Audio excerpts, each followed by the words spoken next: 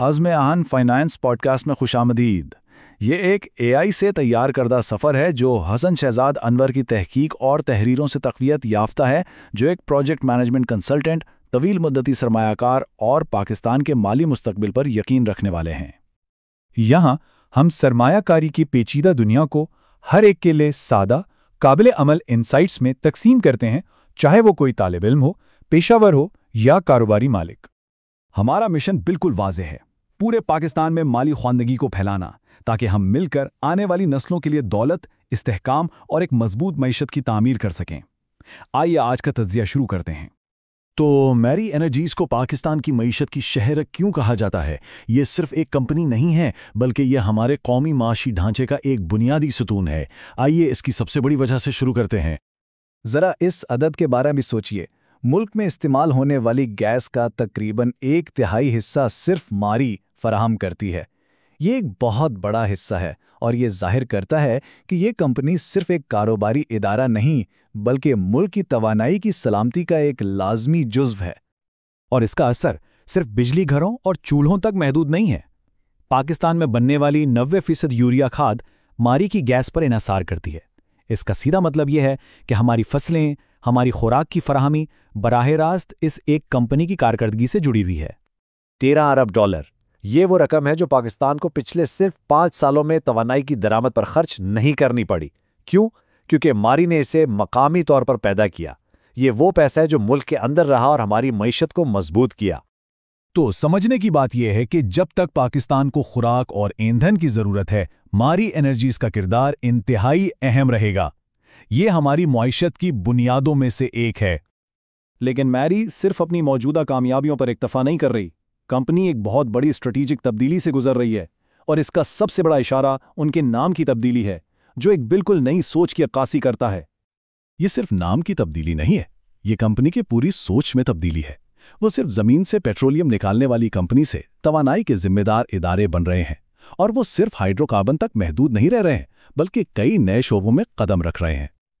अच्छा, ये सब बातें तो बहुत अच्छी हैं, लेकिन क्या अदाद-ओ-शुमार भी इस कहानी की तायीद करते हैं? क्योंकि असल कहानी तो नंबरों में ही छुपी होती है। आइए देखते हैं।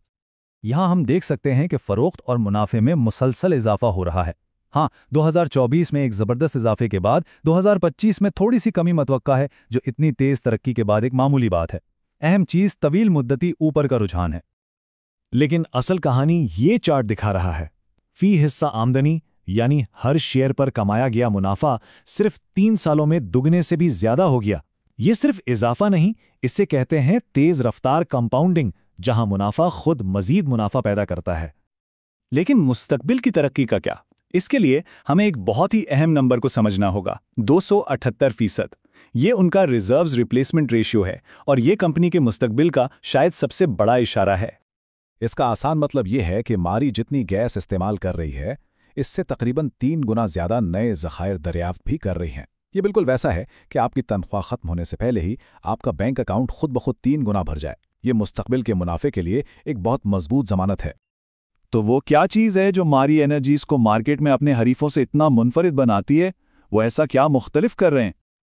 अपने हरीफों के मुकाबले में मारी एक बिल्कुल मुख्तलिफ खेल खेल रही है। जहां दूसरे सिर्फ गैस निकालने पर तवज्जो मरकूज किए हुए हैं, मारी तवानाई, टेक्नोलॉजी और यहां तक के कानकुनी जैसे शोबों में भी जारहाना तौर पर फैल रही है। वो एक हाइब्रिड कंपनी बनने की कोशिश कर रही है। और फिर इसकी मुल्कियत का ढांचा भी इसे एक किला बनाता है।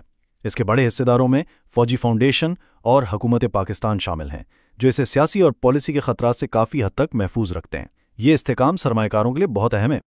ये सब कुछ जानने के बाद अब आते हैं असल सवाल पर कि एक सरमायाकार इस मालूमात का क्या करे। सोर्स मटेरियल के मुताबिक इस कंपनी में सरमायाकारी के लिए एक खास हिकमत अमली की ज़रूरत है। सोर्स मटेरियल एक बहुत वाज़ेह फ़र्क करता है। इस कंपनी में सरमायाकारी के लिए रोज़ाना की खरीदो फरोख्त वाली जहनियत नहीं, बल्कि एक तवील मुद्दती और साबिराना सोच की ज़रूरत है। ये सब्र आज़मा लोगों का खेल है। सोर्स मटेरियल एक 5 नुकाती हिकमत अमली पेश करता है जो सब्र और मुस्तकिल मिजाजी पर मबनी है। ये तवील मुद्दती सोच पर जोर देता है, उतार चढ़ाव को नज़रअंदाज करते हुए बाकायदगी से खरीदने और मुनाफे को दोबारा उसी में सरमायाकारी करने पर जोर देता है, ताकि कंपाउंडिंग का असर तेज़ हो। और इस सारी बात को सोर्स मटेरियल ने एक बेहतरीन मिसाल से वाज़ेह किया है।